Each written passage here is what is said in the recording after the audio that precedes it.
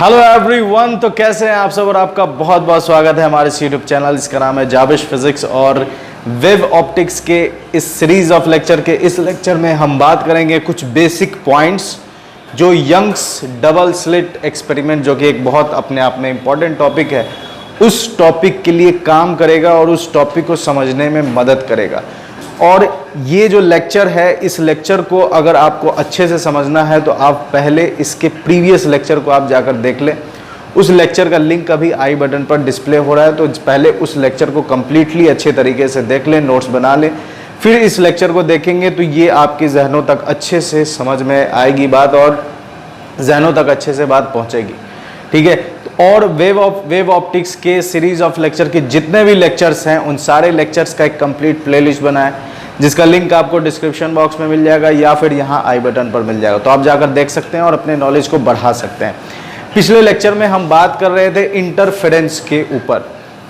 Interference होता क्या है, और इंटरफेरेंस को हम लोगों ने डायग्राम की मदद से भी समझा था कि क्रेस्ट के ऊपर क्रेस्ट है, ट्रो के ऊपर क्रेस्ट है, तो कब कंस्ट्रक्टिव होगा, कब डिस्ट्रक्टिव होगा, कंस्ट्रक्टिव के लिए फेज डिफरेंस क्या क्या होंगे, उसके बाद डिस्ट्रक्टिव के लिए फेज डिफरेंस और पार्ट डिफरेंस क्या क्या होगा। तो ये सारी चीज़ें हम लोगों ने समझी थी। और सुपरपोजिशन प्रिंसिपल, मतलब कि वेव्स को ऐड करने के तरीके को हम लोगों ने समझा था। तो जो समझा था उसको एक दफ़ा लिख लेते हैं ताकि यंग्स डबल स्लिट एक्सपेरिमेंट समझने में मदद करेगा। ये जो लेक्चर है अभी वाला, ये है लेक्चर नंबर 4। ठीक है, अब देखिए, तो वेव ऑप्टिक्स, इसमें हम लोगों ने पिछले लेक्चर में क्या क्या समझा था उसको एक बार देख लें। कि जैसे मान लीजिए ये एक सोर्स है S1 और इससे वेव्स है A1 sine omega T plus KX। यहां डिस्टरबेंस पहुंचती है X1, तो SHM बन जाता है A1 sine omega T plus KX1। फिर उसके बाद यहां कोई सोर्स है S2 और ये दूरी है X2, ये पॉइंट P है। वेव का इक्वेशन हो गया A2 sine omega T plus KX और इक्वेशन ऑफ SHM हो गया A2 sine omega T KX2। तो इन दोनों वेव्स को जब हम जोड़ेंगे, मतलब Y नेट जो होगा Y1 प्लस Y2, उसका हम लोगों ने सीधा साधा एक फॉर्मूला निकाला था इंटेंसिटी के फॉर्म में, और वो इंटेंसिटी का फॉर्मूला था I net is equal to I1 plus I2 plus 2 root I1 root I2 cos phi। cos phi भी लिख सकते हैं और डेल्टा phi भी, उसमें कोई बड़ी बात नहीं है, दोनों ही सही है। ये हम लोगों ने पिछले लेक्चर में कंक्लूजन, यही है final result, superposition of two waves, superposition principle और वेव्स का एडिशन। ठीक है, यहां तक की बात क्लियर। कंस्ट्रक्टिव कब होगा? कंस्ट्रक्टिव के लिए हम लोगों ने जो निकाला था कि कंस्ट्रक्टिव के लिए क्या कंडीशन है। कंस्ट्रक्टिव, इसमें कुछ नए टर्म्स समझेंगे जो पिछले लेक्चर में नहीं बताया गया है, इस लेक्चर में बता रहा हूं मैं। कंस्ट्रक्टिव के लिए आई नेट क्या होगा? मैक्सिमम। कंस्ट्रक्टिव के लिए आई नेट क्या होगा? मैक्सिमम, जिसको हम लोग बोलेंगे आई मैक्स। आई मैक्स कब होगा? आई मैक्स तब होगा जब कॉस डेल्टा फाई क्या हो? कॉस डेल्टा फाई 1 हो जाए, +1। तो डेल्टा फाई जब +1 होगा तो डेल्टा फाई किस किस एंगल के लिए, कॉस के किस किस एंगल के लिए ये वैल्यू +1 होगा? तो 0 के लिए होगा, उसके बाद 360 के लिए होगा। मतलब अगर इसको पाई के फॉर्म में लिखें तो क्या लिख सकते हैं? 0, 2 pi, 4 pi, dot dot dot. तो फाइनली इसका जनरल फॉर्मूला क्या मिलेगा हमको? n pi. ये है phase, where n is equal to 0, 1, 2, 3, कुछ भी डाल दो आप।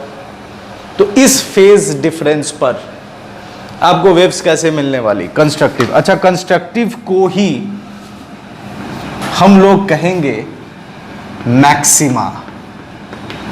ये टर्म अब बता रहे हैं ताकि आपको यंग्स वाले में दिक्कत ना हो। कंस्ट्रक्टिव का ही दूसरा नाम क्या है? मैक्सिमा। मैक्सिमा की कंडीशंस क्या क्या है? ये कंडीशंस है एंगल के बेसिस पर। उसके बाद हम लोगों ने क्या पढ़ा था? Phase difference, sorry path difference. ये तो फेज है, ये तो फेज है। पाथ क्या होगा? Path difference. ये हमेशा दिमाग में रखिएगा कंस्ट्रक्टिव के लिए क्या कंडीशन है, क्योंकि यही चीजें आगे काम देने वाली है और डायरेक्ट यूज में आएगा, इसलिए वहां बाउंस ना करे, ऐसा ना फील हो कि पहली दफा देख रहे हैं, इसलिए ये सब चीजें दिमाग में होनी चाहिए। पाथ डिफरेंस डेल्टा के एक्स। तो डेल्टा के एक्स कैसे निकलेगा? तो डेल्टा फाई का फॉर्मूला क्या था? के डेल्टा एक्स या के x2 minus x1। Delta phi कितना? n pi. के होता है वेव नंबर जो कि लिखा जाता है 2 पाई बाई लैम्डा, और इसको लिख देते हैं डेल्टा एक्स। पाई से पाई हो जाता है ढिचिक। तो डेल्टा एक्स की वैल्यू क्या आई? डेल्टा एक्स आएगा आपका, डेल्टा एक्स आ जाएगा, सॉरी n पाई नहीं, ये हो जाएगा 2n पाई, क्योंकि इवन नंबर है, इवन नंबर है इसलिए ये क्या होगा? 2n पाई। तो 2n पाई, तो 2 से 2 भी यहां जाएगा ढिचक, तो कितना आ गया? डेल्टा एक्स बराबर आ जाएगा इन लैम्डा, इन लैम्डा। ये है पाथ डिफरेंस। इसका मतलब एक लैम्डा 0, लैम्डा 2 लैम्डा 3 लैम्डा, इस डिफरेंस पर जो है, इस डिफरेंस पर आपको कैसी क्या देखने को मिलेगा? मैक्सिमा देखने को मिलेगा। कैसा इंटरफेरेंस देखने को मिलेगा? तो कंस्ट्रक्टिव इंटरफेरेंस देखने को मिलेगा। इसको फील करते थोड़ा और। कंस्ट्रक्टिव का मतलब क्या है कि जैसे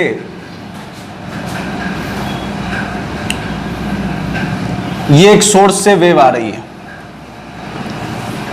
ठीक है, और ये एक दूसरे सोर्स से वेव आ रही है। इसमें दोनों चीजें मैं आपको दिखाऊंगा, दोनों, ठीक है। यहां से मान लीजिए ये यहां से,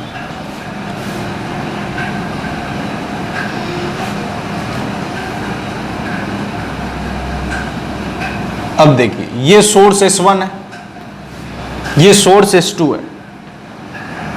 अब ध्यान से अगर आप देखें तो दोनों का फेज डिफरेंस, या अगर हम देखें तो ये वेव यहां से स्टार्ट हो रही है, मतलब ये यहां से स्टार्ट हो रही है, तब तक ये कितना ट्रैवल कर चुका? लैम्डा वेवलेंथ इसने ट्रैवल कर लिया, तब ये स्टार्ट हुई। मतलब इसमें और इसमें पाथ डिफरेंस कितना है?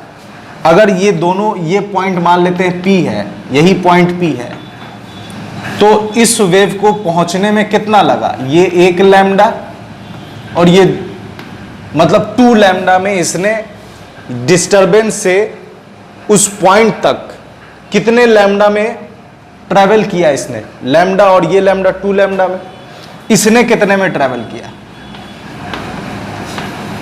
3 लैम्डा।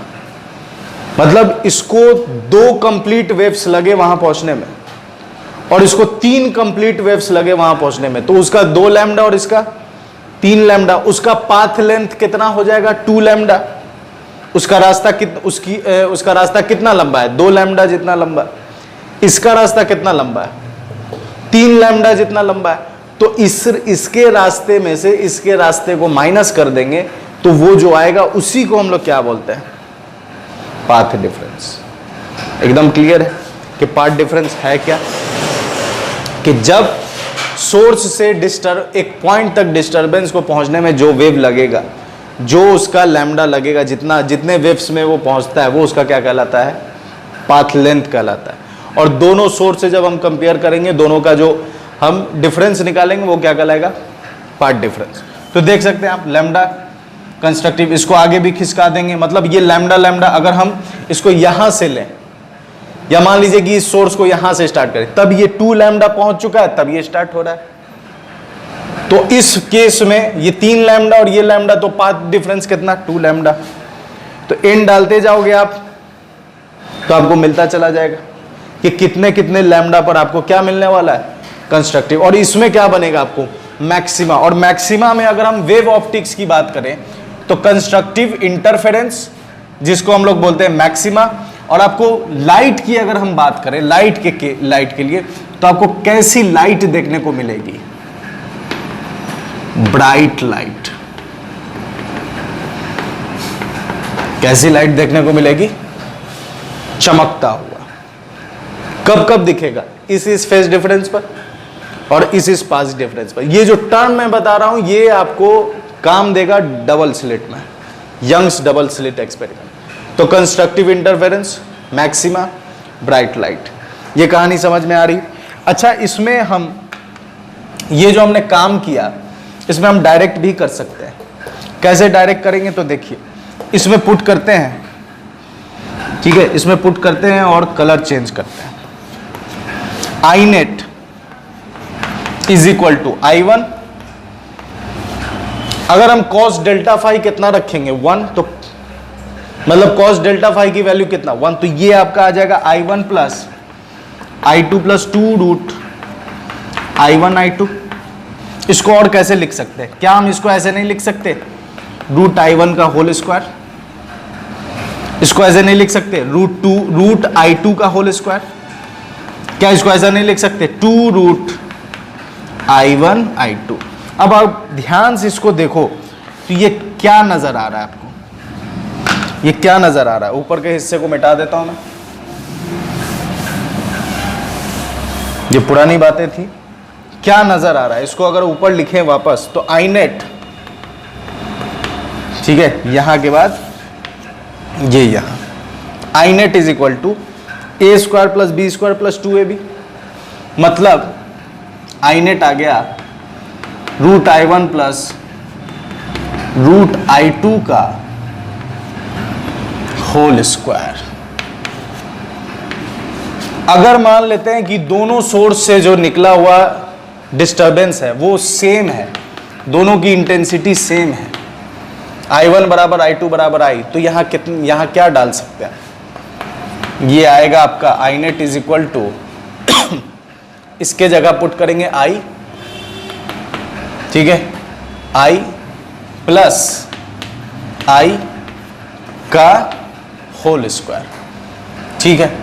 तो ये हम पुट कर देंगे, दोनों आपस में इक्वल है, दोनों आपस में इक्वल है, दोनों जुड़ जाएगा, दोनों क्या हो जाएगा,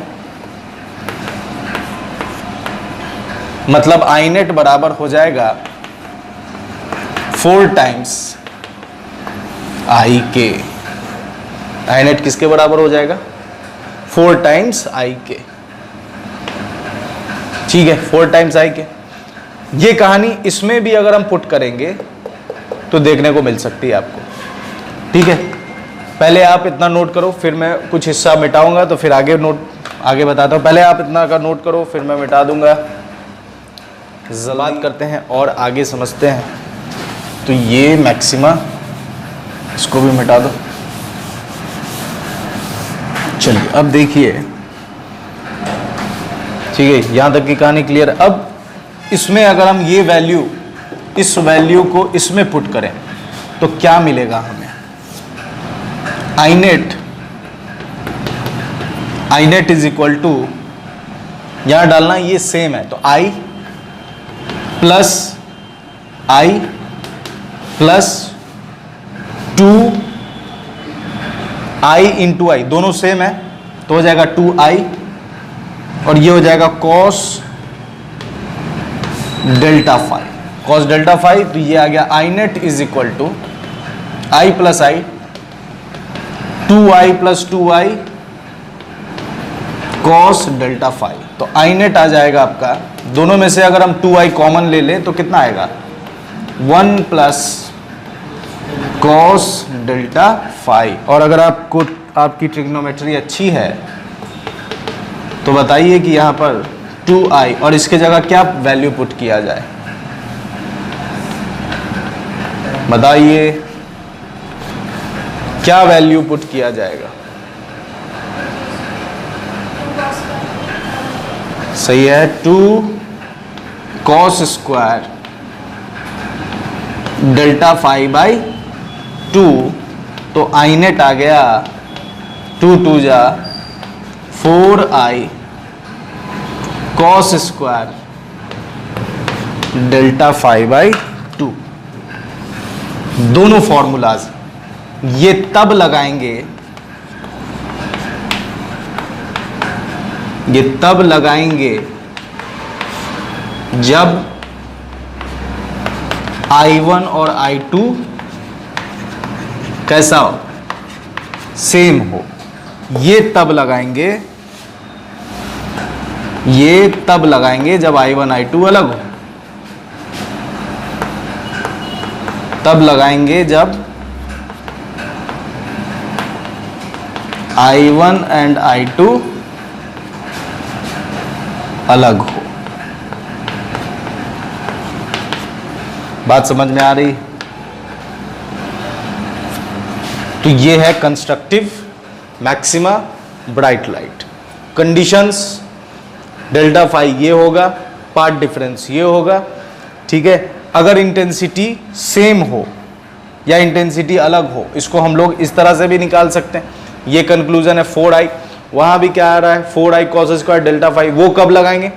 जब I1 I2 सेम हो। ये कब लगाना है, ये फॉर्मूला कब लगाना है? जब I1 I2 अलग हो। इसको नोट कर लीजिए, फिर हम लोग बात करेंगे मैक्सिमा के बाद, कंस्ट्रक्टिव के बाद डिस्ट्रक्टिव का। तो इसे नोट कर लीजिए, ये सब काम देगा आपको यंग्स में, यंग्स डबल स्लिट है। अब बात करेंगे हम लोग destructive, destructive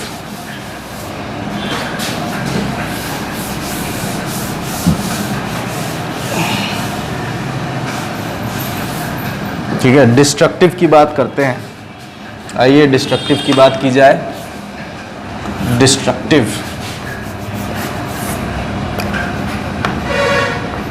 destructive interference, destructive, जैसे उसको मैक्सिमा बोलते हैं तो इसको क्या बोलेंगे? मिनिमा। उसको ब्राइट लाइट बोलते हैं तो इसको क्या बोलेंगे? Dark light. इसको बोलेंगे डार्क लाइट। ये सब टर्मिनोलॉजी है जो आपको यंग्स में काम देगा। डिस्ट्रक्टिव मीन्स मिनिमा, मतलब डार्क लाइट। आई नेट कितना होगा? होगा मिनिमम, बोले तो I minimum cos delta phi -1, मतलब डेल्टा फाई हो जाएगा आपका कॉस 180 डिग्री पर होता है, -1 होगा। फिर उसके बाद कितने पर हो जाएगा? उस तरह से बढ़ता चला जाएगा। तो ये हो जाएगा 2n+1 पाई। ये डेल्टा फाई का जनरल फॉर्मूला। वैल्यूज n की जगह पर पुट करते जाइएगा, आपको मिलता चला जाएगा कि कितने कितने पर ये आपको निगेटिव -1 वैल्यू देगा। उसके बाद फेज की बात करें, ये फेज था। पाथ की बात करें तो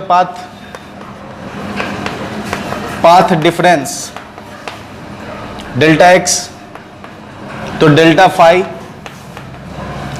इज इक्वल टू के, या डायरेक्ट डेल्टा एक्स कर देते हैं 2 pi by lambda delta x. Delta phi की जगह इतना वैल्यू पुट कीजिए, 2n+ कट रहा है क्या? 2n+1 pi is equal to 2 pi by lambda to delta X. डिचिक का वक्त आ गया है, तो पाई से पाई डिचिक, और कुछ नहीं हो जाएगा। तो डेल्टा एक्स हो जाएगा, ठीक है, डेल्टा एक्स हो जाएगा 2n+1 लैम्डा बाई 2 इस फेज, इस पाथ डिफरेंस पर। अच्छा, इसमें n की वैल्यू पुट कीजिए। n की वैल्यू अगर हम पुट करेंगे तो हो जाएगा 2 पहले 0 पुट करते हैं, तो 0 पुट करेंगे तो कितना मिलेगा हमको? 0, ये पूरा ये हो गया 0, लैम्डा बाई 2, मतलब लैम्डा बाई 2 पर 1 पुट करेंगे तो हो जाएगा 3 lambda by 2 and so on. इसको समझते हैं ग्राफ से, ठीक है, इसको ग्राफ से समझते हैं। जैसे एक सोर्स यहां पर हमने बनाया, ये S1 है, ये S1, और इससे वेव्स ऐसे जा रही है, ठीक है, ये वेव्स ऐसे जा रही है। दूसरा सोर्स है S2, तो S2 यहां से स्टार्ट हुआ, S2 यहां से स्टार्ट हुआ, ये पॉइंट P। अब आप देखें तो ये है लैम्डा, और ये आधा कितना हो जाएगा, लैम्डा बाई 2, और ये इसका लैम्डा यहां से स्टार्ट हो रहा है। तो इसमें ये जब अपना लैम्डा कंप्लीट कर चुका तो इसने कितना ट्रेवल किया, लैम्डा बाई 2, तो ये पाथ डिफरेंस है। ये क्या है, पाथ डिफरेंस। अच्छा, इसको पूरा लिखें अगर, तो इसको यहां से यहां जाने में कितना लैम्डा लग रहा है, 3 लैम्डा। इसको यहां से यहां जाने में कितना लग रहा है, ये 1 लैम्डा, 2 लैम्डा, और ये लैम्डा बाई 2। बात समझ में आ रही? तो आप देख रहे हैं कि पाथ डिफरेंस कितना है, लैम्डा बाई 2। इसको अगर हम और आगे खिसकाते चले जाएंगे तो हो क्या रहा है, ये है ट्रो, क्रेस्ट, क्रेस्ट पर क्या आ रहा है, सॉरी ट्रो आया है, ट्रो पर क्या आ रहा है, क्रेस्ट आ रहा है। तो फाइनल जो रिजल्ट होगा वो कुछ ऐसा होगा। तो जो वेव्स बननी चाहिए वो बन नहीं रही, इसलिए आपको क्या क्या क्या देखने को मिलेगा, मिनिमा, और फाइनली आपको क्या देखने को मिलेगा, डार्क लाइट। बात समझ में आ रही? तो ये सब कहानी है जो यंग्स में काम देगा। जो टर्म है डिस्ट्रक्टिव को हम लोग बोलेंगे मिनिमा, और डिस्ट्रक्टिव को हम लोग बोलेंगे मिनिमा, और क्या बोलेंगे, डार्क लाइट। कंस्ट्रक्टिव को बोलेंगे मैक्सिमा और ब्राइट लाइट। तो इसको भी नोट कीजिए, फिर हम लोग आगे बात करेंगे कुछ और रिलेटेड टर्म्स कर दिया जाए।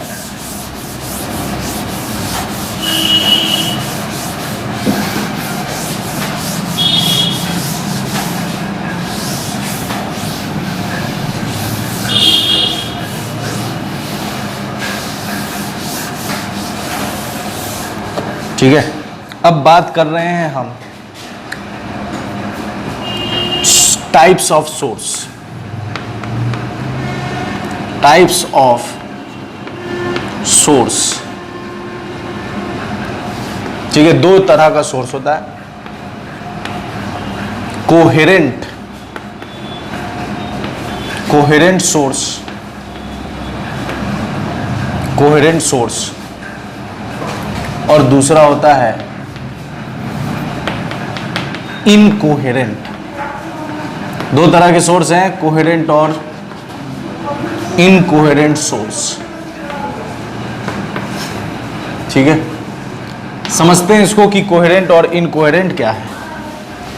फील के साथ समझेंगे, बेसिक डेफिनेशन तक पहुंचते हैं। फिर से वही कहानी जो स्टार्टिंग में हमने समझा था, जैसे मान लीजिए यहां पर एक सोर्स है S1, इसका wave A1 sine omega T plus KX, ये X1 है, इसका SHM बनेगा। इसकी वजह से, इस वेव की वजह से यहाँ पर जो SHM तैयार होगा वो होगा ओमेगा टी प्लस KX1। दूसरी सोर्स S2, इक्वेशन इसका A2 sine omega T plus KX, ये X2। ठीक है, इससे जो इक्वेशन तैयार होगा SHM का A2 sine omega T plus KX2। अगर हम इसमें फेज डिफरेंस निकालें, दोनों का डेल्टा फाई निकालें, फेज इसी को कहते हैं, यही फेज कहलाता है। तो ये मान लीजिए φ2 है, ये φ1, तो फेज डिफरेंस अगर निकालेंगे φ2 माइनस φ1 तो क्या निकल कर आएगा, ओमेगा टी में ओमेगा टी कट जाएगा, ओमेगा टी से ओमेगा टी क्या हो जाएगा, कट जाएगा, क्योंकि आप माइनस कर रहे हैं, ये निगेटिव, तो ओमेगा टी से ओमेगा टी कट गया। बचा क्या, KX2 माइनस KX1, तो बचेगा K, कॉमन ले लें तो X2 माइनस X1 मतलब कि K डेल्टा X। ये इसका फेज आ रहा है। अब एक चीज समझते हैं, इसको देखिए ध्यान से और बताइए, ये P पॉइंट था, कि क्या टाइम के साथ इसका फेज चेंज होगा। थोड़ा सोचिए और बताइए कि क्या टाइम के साथ इसका फेज चेंज होगा। नहीं होगा। क्यों नहीं होगा? क्योंकि इसके फेज डिफरेंस में कहीं कोई टाइम नहीं, कोई टाइम नहीं, टाइम के साथ इसका फेज चेंज होने वाला नहीं। किसके साथ चेंज होगा?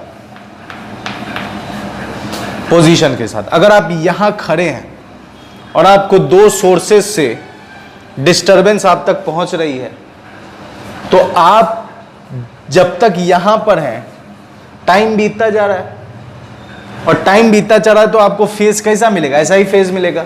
कब चेंज हो जाएगा? जब आप अपने पोजीशन को चेंज कर दीजिएगा, जब आप अपने लोकेशन को। लेकिन जब तक आप यहां खड़े हैं, टाइम के कंपैरिजन में कोई फाई में बदलाव नहीं आएगा। इसका मतलब ये समझ में आ रहा है, ये बात समझ में आ रही है कि अगर हम यहां खड़े हैं और दो सोर्सेस से मेरे पास डिस्टरबेंस आ रही है, तो उन दोनों डिस्टरबेंस की वजह से जो फेज डिफरेंस पैदा होगा वो क्या रहेगा? सेम।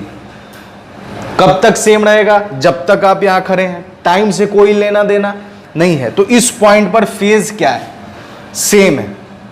फेज देखा जाए तो सेम। चेंज कब होगा? जब आप अपने लोकेशन को चेंज करोगे। यहां से आप x1 से मान लीजिए यहां आ गए, तो यह अब हो गया x3 और ये हो गया x4, अब वो चेंज हो जाएगा। लेकिन जब तक आप यहां हैं कोई बदलाव नहीं आएगा। तो फेज क्या है? सेम। फेज क्या मिला आपको? सेम फेज मिला। यही है फेज। और फेज कैसा मिला आपको? सेम मिला। अब दूसरी स्टोरी लेते हैं। दो सोर्स फिर से S1, और इसका जो इक्वेशन है वो है A1 साइन ω1 T1, ठीक है, ω/T1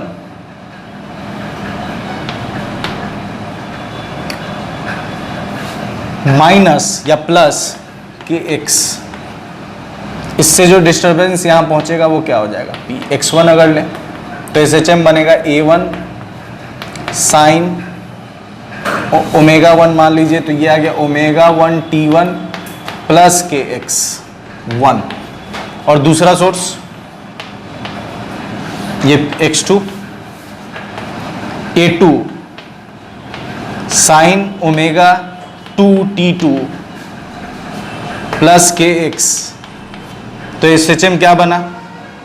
A2 sine ω2 T2 plus kx2। अब इसमें आप डेल्टा फाई निकालो। यही है फेज φ2 और यही है फेज φ1। अब φ1 φ2 माइनस φ1 करो आप। ओमेगा ये कटेगा नहीं, ये आ जाएगा कितना? ω2, ठीक है, या t दोनों का सेम रखते हैं तो कितना आ गया? ओमेगा माइनस ये t plus k x2 minus x1। अब आप ध्यान से देखें तो इस फेज में और इस फेज में क्या डिफरेंस है? इसकी कहानी आपने समझ ली। इसमें क्या चेंज होगा टाइम के रिस्पेक्ट में? टाइम के रिस्पेक्ट में कोई बदलाव नहीं। जब तक लोकेशन सेम है, फेज भी कैसा रहेगा? सेम रहेगा। लेकिन यहां अगर आप देखें तो t आ रहा है, और t आ रहा है, इसका मतलब टाइम के रिस्पेक्ट में फेज इसका क्या होता रहेगा? चेंज होता रहेगा। फेज इसका क्या होता रहेगा? चेंज होता रहेगा। तो जो सोर्सेज इस तरह के होंगे, जनरली ऐसा सोर्स नहीं देखने को मिलेगा आपको। मतलब इस तरह का सवाल या इस तरह का कॉन्सेप्ट से आपके पास क्वेश्चंस या इसको समझना उतना नहीं है आपके सिलेबस में। लेकिन चूंकि कोहेरेंट इनकोहेरेंट समझना था, इसलिए मैंने बस उतनी सी बात बताई है जिससे आपको ये समझ में आ जाए।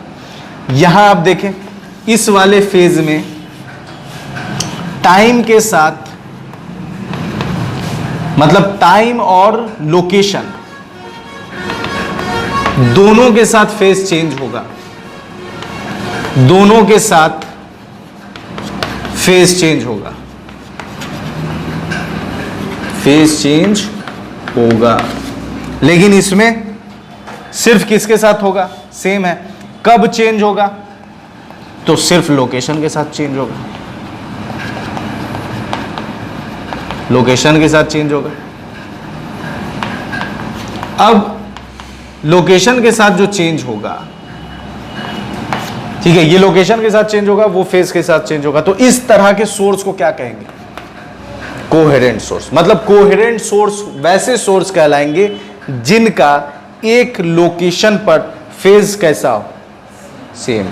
और इनकोहेरेंट सोर्स वो कहलाएंगे जिनका टाइम और लोकेशन दोनों के साथ फेज क्या हो, चेंज हो। अगर आप एक लोकेशन पर खड़े भी हो तो भी फेज चेंज होगा, क्योंकि टाइम क्या हो रहा है, चेंज हो रहा है। तो ऐसे सोर्स को हम क्या कहेंगे, इनकोहेरेंट। और ऐसे सोर्स को क्या कहेंगे हम लोग, कोहेरेंट सोर्सेज। बात समझ में आ रही है। कोहेरेंट सोर्स वो जिनका फेज कैसा हो, सेम, फेज डिफरेंस जीरो हो, ऐसा नहीं। अगर आप कहीं पढ़ा हो, देख लेते हैं किताबों में लिखा हुआ है कि फेज डिफरेंस जीरो है, तो जीरो नहीं कहेंगे, जीरो नहीं कहेंगे। वो एक्चुअली में क्या है, सेम है, मतलब कांस्टेंट है। जिन सोर्सेस का ठीक है, जिन सोर्सेस का किसी एक लोकेशन पर, जिन सोर्सेस का किसी एक लोकेशन पर टाइम के रिस्पेक्ट में फेज कैसा हो, कांस्टेंट या सेम, वो कहलाएगा कोहेरेंट। और जिनका चेंज होता रहेगा टाइम के साथ, लोकेशन के साथ, उनको क्या कहेंगे, इनकोहेरेंट सोर्सेज। और जो हम लोग अभी जस्ट पढ़ रहे थे ब्राइट डार्क वाला कॉन्सेप्ट, वो सब हमें कौन बना कर देगा, कोहेरेंट सोर्स। ये कौन बना कर देगा, कोहेरेंट, क्योंकि इनकोहेरेंट ऐसा बनाता नहीं है। याद रखिए, ये जो लेक्चर है ये आपको यंग्स डबल स्लिट समझने में मदद करेगा, और उसको समझने के लिए आप प्रिपेयर हो रहे हैं इस लेक्चर में। इसलिए बेसिक टर्म्स जो उसमें यूज है वही सब मैं बता रहा हूं। इससे पहले क्या क्या बताया, ब्राइट डार्क वाला कॉन्सेप्ट, उसके बाद मैक्सिमा मिनिमा, और अब क्या समझ रहे हैं, कोहेरेंट और इनकोहेरेंट। तो वो जो पैटर्न है ब्राइट डार्क वाला पैटर्न, वो सिर्फ हमें कौन बना कर देगा, कोहेरेंट सोर्स।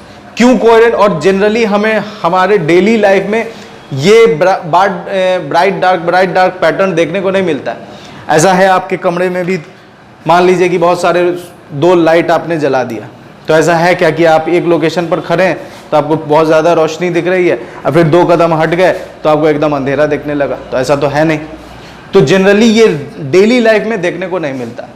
क्यों नहीं मिल रहा है? इसलिए कि जो सोर्सेज आपने लगाए हुए हैं वो सोर्सेज इनकोहेरेंट है, ना कि कोहेरेंट सोर्सेज।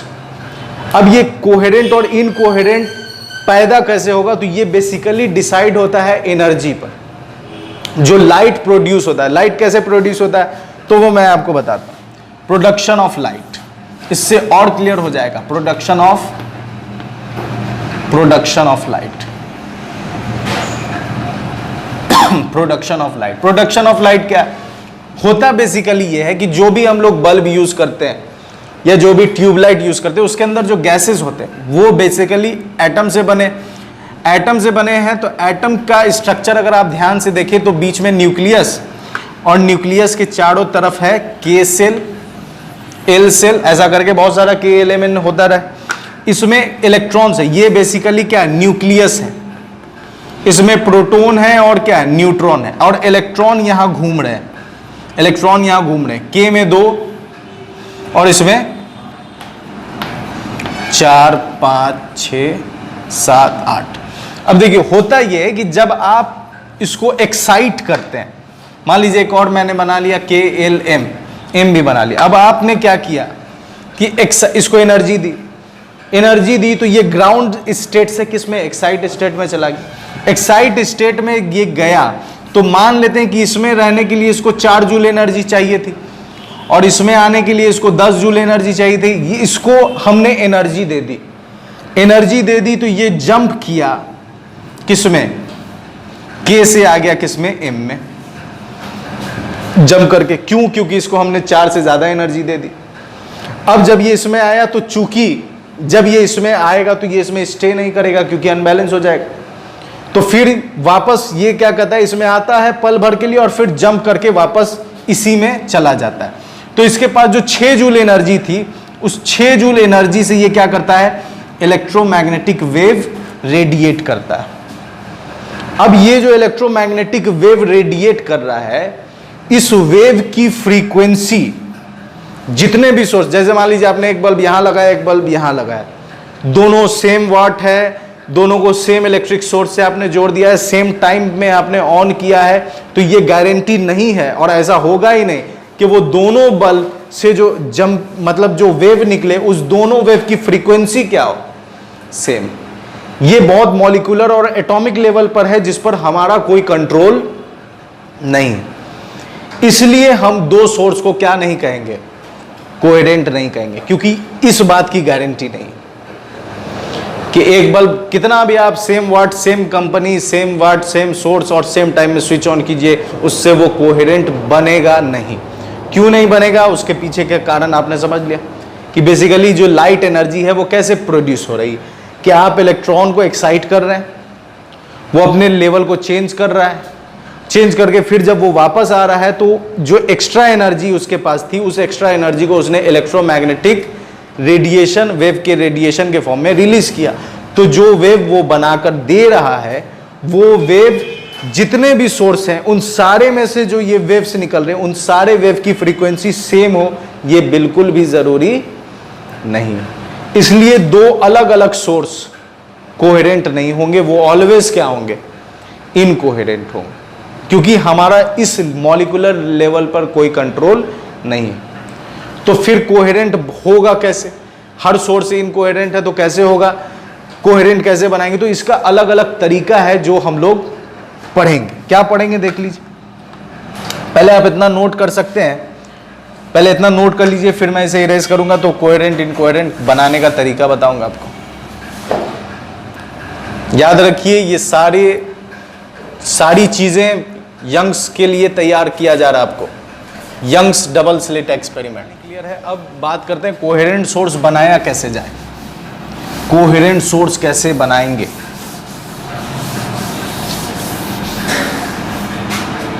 कोहेरेंट सोर्स बनाने का तरीका, कोहेरेंट सोर्स बनाने के लिए क्या करते हैं,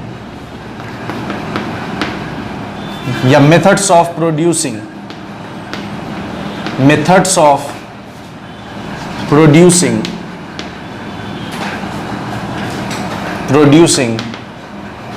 कोहेरेंट सोर्सेज।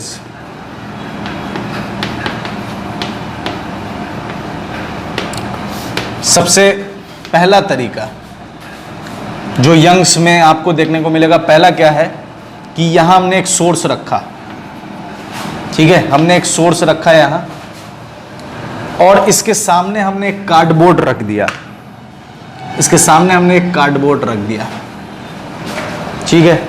और इस कार्डबोर्ड में हमने क्या किया, दो छोटे छोटे स्लिट बना दिए, बहुत छोटे, बहुत बारीक, बहुत बारीक। मतलब ऐसे समझिए कि आपने एक कार्डबोर्ड ले लिया, एक ब्लेड ले लीजिए और उस कार्डबोर्ड को ऐसे खच खच, तो वो जो आपने कटिंग करी है वो क्या है, वो बस आपने एक दरार पैदा किया है, उसको काटना नहीं कहेंगे, बस उतना छोटा ये जो होल्स है, इसको हम लोग क्या बोलते हैं, स्लिट। अब क्या हुआ, इस सोर्स से वेव फ्रंट्स आगे बढ़ रहे हैं, हाइजीन प्रिंसिपल, इस सोर्स से वेव फ्रंट्स ऐसे आगे बढ़ रहे हैं। तो जैसे ही आगे बढ़ेंगे तो ये कार्डबोर्ड क्या कर देगा, रोक देगा और इस स्लिट से एक नया वेव फ्रंट बनता हुआ आगे नजर आएगा। अब आप देख सकते हैं यहां पर दो सोर्सेज बन गए, ये S से एक बना यहां पर S1 और यहां पर बना S2। अब ये दो सोर्स है, इससे वेव्स निकल रहे हैं और वो वेव्स आपस में क्या करेंगे, इंटरफेयर करेंगे, इंटरफेरेंस। तो आपको सामने स्क्रीन पर bright dark, bright dark, bright dark, bright, इधर लिख देता हूं, ब्राइट डार्क ब्राइट, इस तरह का पैटर्न देखने को मिलेगा जो हम लोग पढ़ेंगे किसमें, यंग्स में, यंग्स डबल स्लिट एक्सपेरिमेंट। बात समझ में आ रही है। दूसरा जो तरीका है वो क्या है, रिफ्लेक्शन मेथड। दूसरा जो तरीका है वो है रिफ्लेक्शन मेथड।